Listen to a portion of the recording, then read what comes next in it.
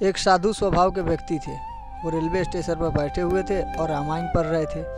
इतने में दो कपल का जोड़ा आता है और उनसे कहते हैं, बाबा जी आप क्या कर रहे हैं? तो वो बाबा जी बोलते हैं कि देखो मैं रामायण पढ़ रहा हूँ, तुम भी पढ़ो, तुम्हारी बुद्धि खुल जाएगी।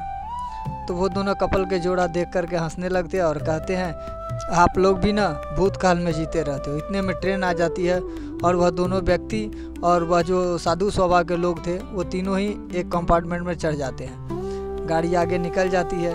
जब धीरे से गाड़ी आगे जब बढ़ती है तो अचानक वो लड़का बहुत ज़ोर ज़ोर से चिल्लाने लगता, हाय हाय करता हुआ। तो साधु कहते हैं, अरे क्या हो गया भाई, तुम तो अभी हमसे प्रश्न पूछ रहे थे और अभी चिल्लाने लगा। बोला मेरी पत्री छूट गई स्टेशन में। साधु ने हंसकर जवाब दिया, बोला अगर बेटा रामायण पढ़े होते तो ये ऐसा नहीं होता। वो लड़का उस पर क्रोधित होकर बोला, फिर रामायण के बाद बोलते हैं।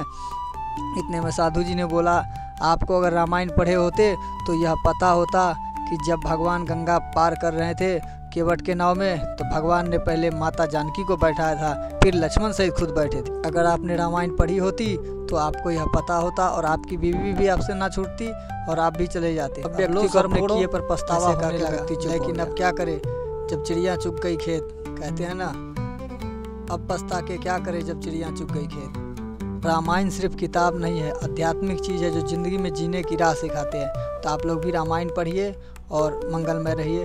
आप सबको भगवान मनोकामना पूर्ण करें।